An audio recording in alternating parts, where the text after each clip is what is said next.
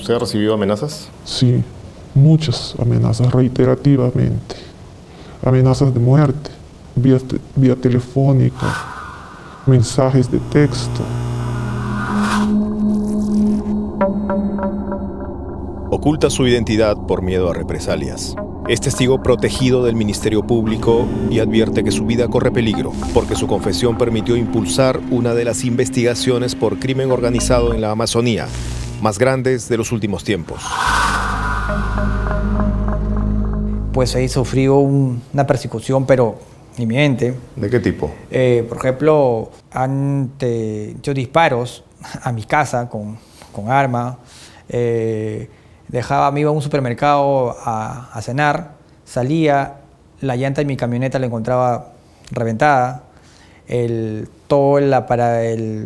capota de mi carro todo rayado. Él es el fiscal que estuvo a cargo de la investigación y ello le costó poner su vida en peligro. Yo recibía llamadas a la madrugada, recibía llamadas amenazantes a la madrugada, recibía llamadas, saliendo del Poder Judicial, recibía amenazas de muerte. En el 2018, el testigo reveló al fiscal que entre los años 2012 y 2015, la organización montó, desde el gobierno regional de Ucayali, un sistema para titular grandes masas de bosque amazónico que terminaron en poder de 2 empresas de capital extranjero que primero talaron para sembrar palma aceitera y después pidieron permiso para regularizar la tala. Un permiso aún pendiente. Las cosas al revés. Talaron 2 grandes bloques de más de 5.000 hectáreas cada uno, más de 10.000 hectáreas deforestadas, según el Ministerio Público, el equivalente al área de los distritos limeños de Surco, San Borja, San Luis y La Molina juntos. Luego, sembraron en enormes, rectangulares y perfectas divisiones plantaciones de palma aceitera e iniciaron el negocio de agroexportación más importante de esta parte del país. Casi toda, por no decir en su totalidad, todos los bosques de la región Ucayali ya están siendo, hasta la fecha, negociados por grandes empresas de forma ilegal, a través de trabajos de titulación fraudulenta. 10 años después de la tala y ya con otros actores, el negocio sigue boyante, pero con la regularización ambiental aún pendiente. En el 2016, otra empresa pasó a controlar el negocio. Sus actuales directivos confían en obtener la licencia ambiental. Podrían lograrlo gracias a una norma recientemente aprobada por el gobierno del presidente Pedro Castillo, aunque la empresa no cree que se verá beneficiada. Si así ocurriera, provocaría una posible colisión entre la Fiscalía de Crimen Organizado, que investiga los presuntos delitos ambientales, y el Poder Ejecutivo, que autorizaría la operación en vía de regularización. El Estado contra el Estado. Y sentada en el último lugar de la fila, la Amazonía.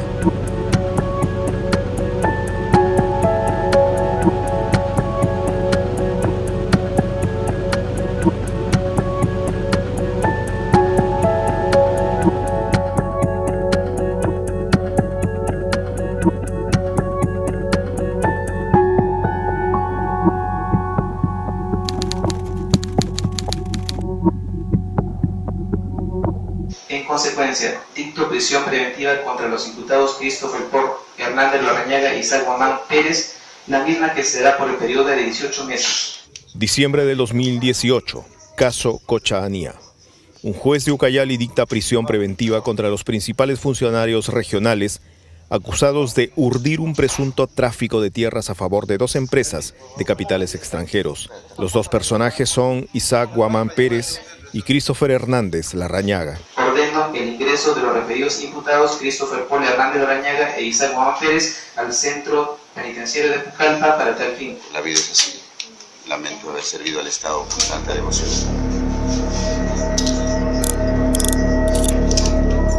Vamos. Cuando los hechos ocurrieron, este hombre, Isaac Guamán Pérez, dirigía la Dirección Regional de Agricultura de Ucayali, encargada de titular predios del Estado o en posesión de agricultores. Oye, o sea, ¿qué quieres tú? ¿Que yo resuelva el problema? En el 2018, una denuncia pública los indicó como el líder de una presunta organización que montó un mecanismo para favorecer con títulos no a agricultores, sino a las empresas Plantaciones de Ucayali SAC y Plantaciones de Pucallpa SAC, ambas controladas por el empresario checo norteamericano Denis Melka, operador financiero de un emporio con negocios de palma aceitera en otras partes del mundo. Tras la denuncia, una filtración de audios marcaría la caída del funcionario y de la presunta organización y el inicio de una investigación fiscal de alto vuelo. Él me dijo que iba a decir toda la verdad y eso tengo miedo. Está bien, que diga la verdad, pero ¿cómo lo prueba? Porque si aparecieran esos expedientes, entonces quien presenta los expedientes tiene que, ahora sí, ser enjuiciado. ¿Por qué? ¿De dónde apareció? Tampoco pueden aparecer. No pueden aparecer, o sea, ahorita ya no pueden aparecer. No pueden.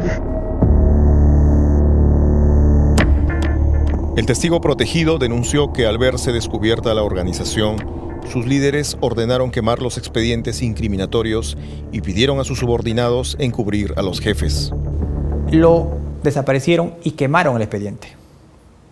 ¿Y por qué lo quemaron? Quemaron por orden justamente del director.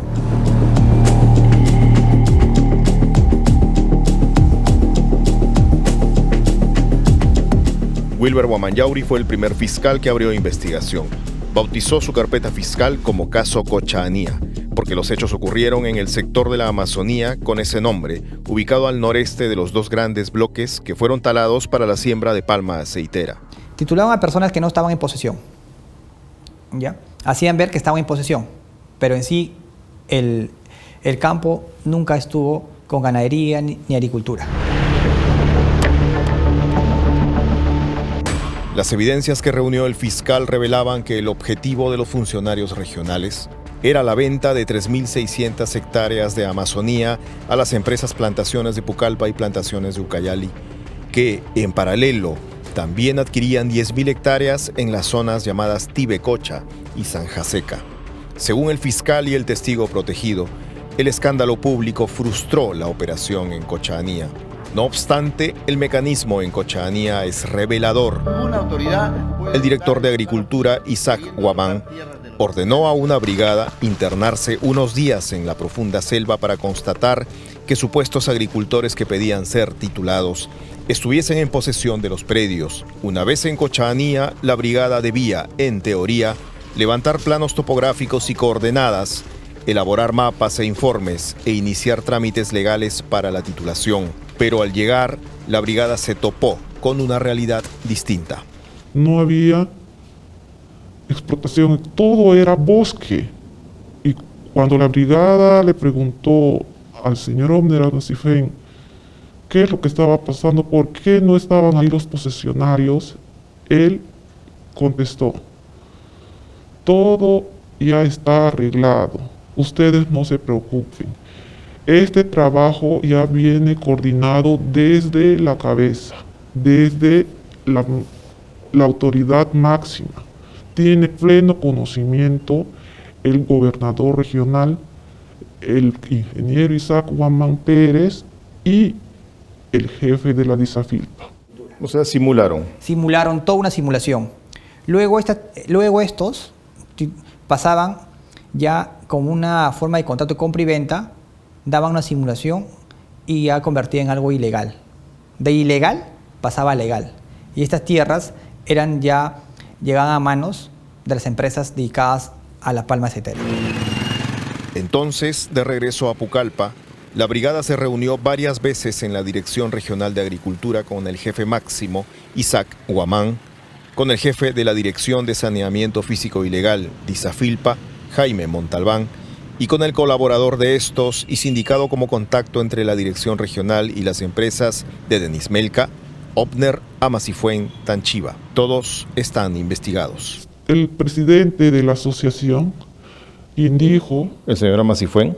El señor Amasifén, que dijo abiertamente que el área a titular, que abarcaba 3.600 hectáreas, que eran áreas de libre disponibilidad del Estado, áreas que estaban, mejor dicho, sin titularse, iban a ser negociadas con la empresa de plantaciones Ucayali. Es más, este mismo señor Obner dio un monto de la negociación, que era 3.000 soles por hectárea. 3.000 soles por las 3.600 hectáreas que iban a ser supuestamente vendidas, ascienden a 10.800.000 soles. ¿Quién pagaría ese monto por las tierras y quiénes lo recibirían? En la reunión estas personas, estos señores, señalaron quién iba a pagar los 3.000 soles por hectárea. Sí, que esta titulación se estaba realizando para la empresa Plantaciones Ucayali. Plantaciones Ucayali, eso dijeron. Ok.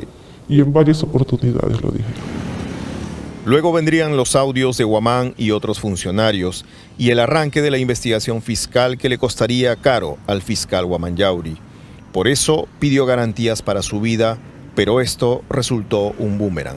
Qué gran sorpresa que era que la superfecta, que era que estaba acá, era la abogada, no recuerdo apellidos momentos, que ahorita está participando para que ella tenía un vínculo directamente con el grupo de agricultura, con los grupos de agricultura que estaban realizando el tráfico de tierras. En la dirección de agricultura. Claro, la agricultura tenía un vínculo, la superfecta. O sea, todo era un... Entonces, a razón de ello, mi persona pues le deniegan la garantía. Por seguridad, el Ministerio Público trasladó a Lima al fiscal y lo destacó precisamente a la Fiscalía Supraprovincial de Crimen Organizado, que ya investigaba los casos de Ucayali. El fiscal a cargo, Álvaro Rodas Farro, incorporó en la carpeta bautizada como Caso Pucallpa a Denis Melca, a sus empresas y tiempo después a la empresa que en el 2016 había asumido el timón del negocio. Hasta el cierre de esta edición, Epicentro TV no pudo ubicar a Obner Amacifuentanchiva. Melca nunca ha aparecido en el proceso y tampoco ha acreditado abogado. Por trámite rutinario de la Fiscalía, solo lo representa un abogado de oficio del staff del Estado. Tiene doble pasaporte, uno estadounidense y otro checo. Con este último ingresó al país hasta noviembre del 2019. En cuanto a Isaac Guamán, ahora que está fuera de prisión, lo buscamos en su nuevo centro de trabajo, la Municipalidad Provincial de Coronel Portillo. Agentes de seguridad nos mandaron por una puerta, pero según nos confesó después, este trabajador, Isaac Guamán, salió por otra, alertado por nuestra presencia. Bueno, usted le dijo que yo lo estaba buscando. Se fue. Su abogada en Lima, Patricia Carranza Tinoco, dijo que no darían ninguna declaración.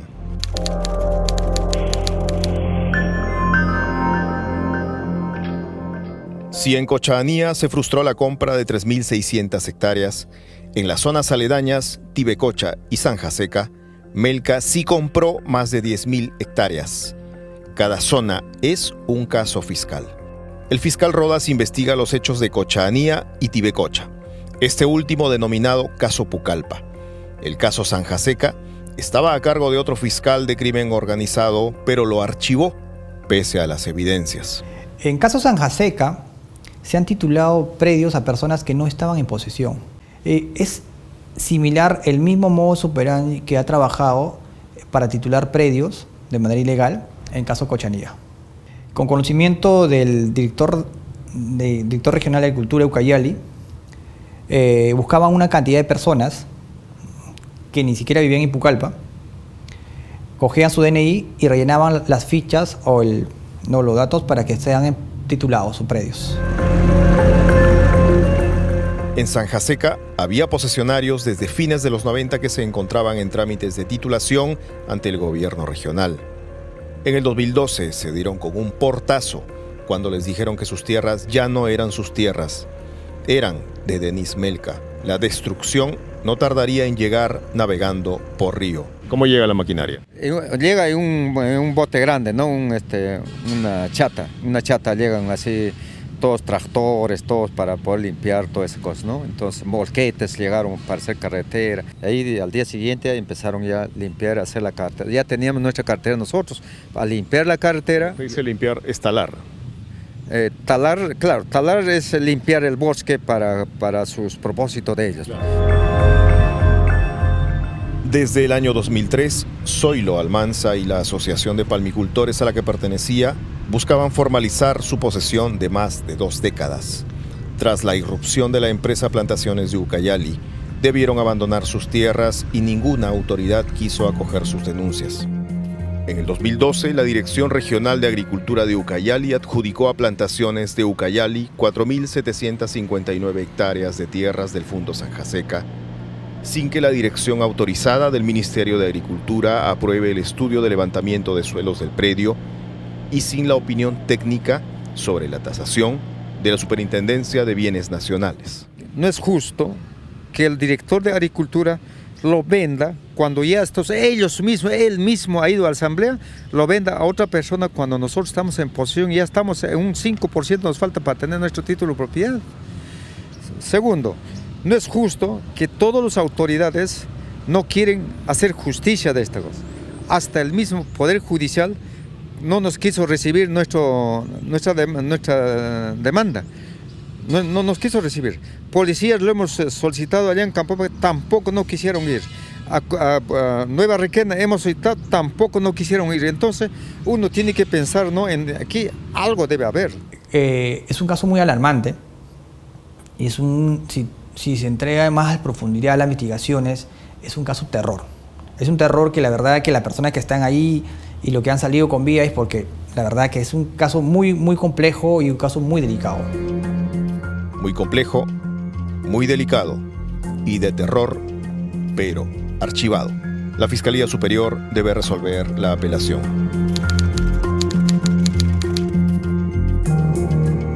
En Tibecocha, Melca compró más de 5.000 hectáreas de predios que habían sido titulados entre los años 1997 y 2014. Allí también destruyó todo, flora y fauna, sin permiso ambiental. Antes de deforestar, Melca debió haber realizado estudios para determinar si el suelo tenía aptitud agrícola. Si la tenía, debía solicitar al Ministerio de Agricultura el cambio de uso del suelo para hacer agricultura.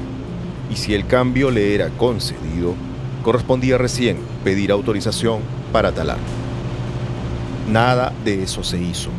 Una disposición del fiscal Rodas señala que la empresa no contaba con autorización administrativa de carácter ambiental para una intervención tan agresiva. Ni entonces, ni después, Melca tuvo el permiso.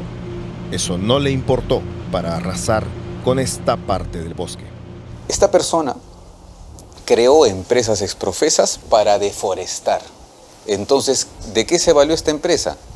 De predios titulados. Entonces, tenemos una organización criminal, económicamente hablando, constituida a través de la empresa Plantaciones de Pucallpa, hoy 8P Sursac, para nosotros sigue siendo exactamente lo mismo, y otra organización criminal enquistada en el gobierno regional. ¿Se complementan ambas? Sí. ¿Por qué? Porque estos funcionarios son funcionarios corruptos que vieron la posibilidad de titular para lucrar y vender predios a esta empresa que quería deforestar. Aquí entra en la historia la empresa que tomó el timón del negocio cuando Melca cayó en desgracia. 8 Sur SAC, firma de capitales extranjeros. 8 Sur no tiene ninguna relación con los hechos ocurridos antes de su creación. 8 Sur existe a partir de 2016 y 8 Sur es consecuencia de la quiebra de las empresas del señor Melca, que había creado un fideicomiso a consecuencia del inicio de sus actividades el 2012. Al igual que las dos empresas Plantaciones de Melca, 8 Sur también se dividió en dos. 8 Sur P se hizo cargo del predio que fue de propiedad de Plantaciones de Pucallpa al norte, en Tibecocha, y 8 Sur U, del que perteneció a Plantaciones de Ucayali al sur, en Sanjaseca. El fiscal Rodas cree que 8 Sur aún tiene relación con Melca. El abogado de la empresa, Enrique Gersi, lo descarta.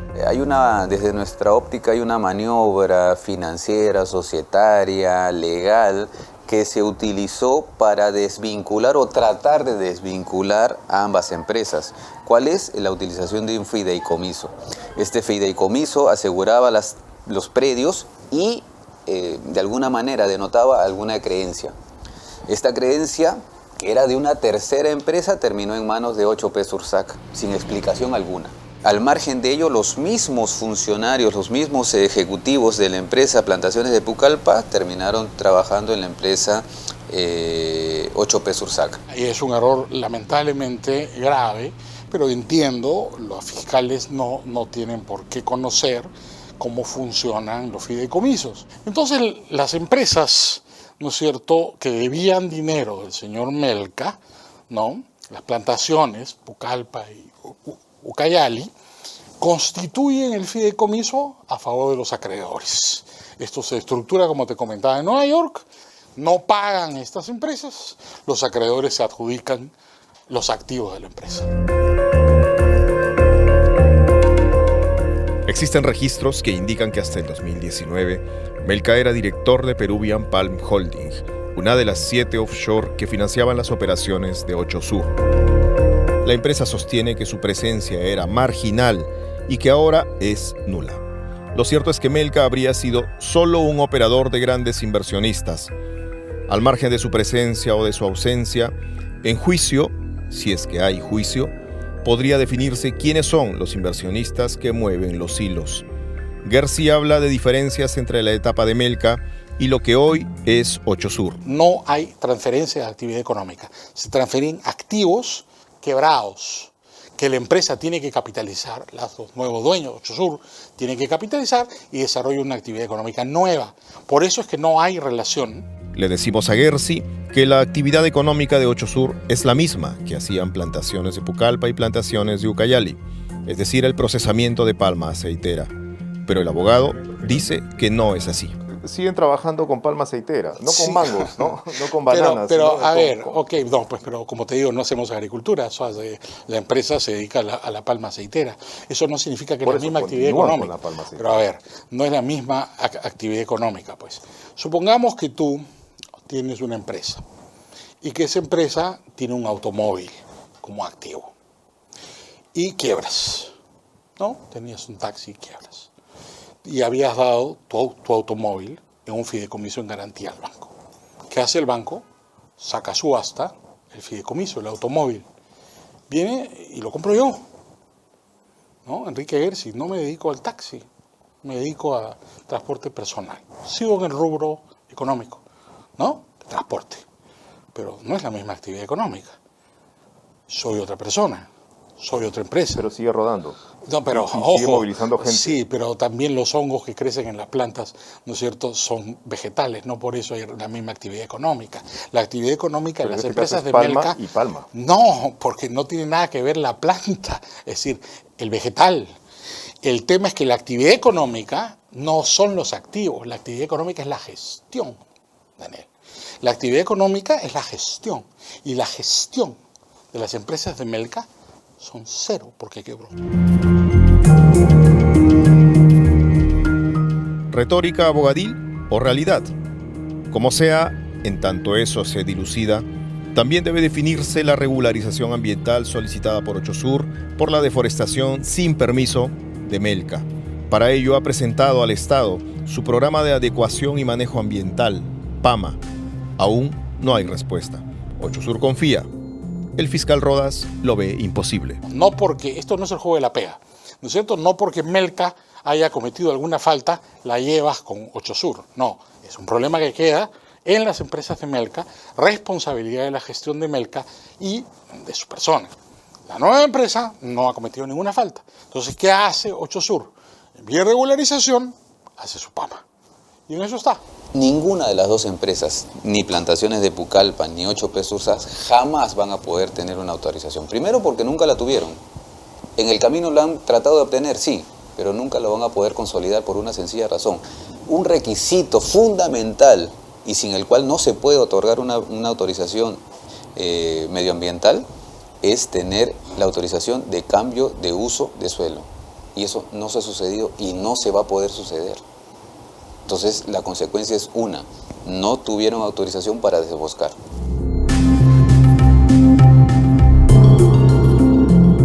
El mes de abril pasado, el gobierno peruano aprobó el Decreto Supremo número 05/2022 del Ministerio de Agricultura.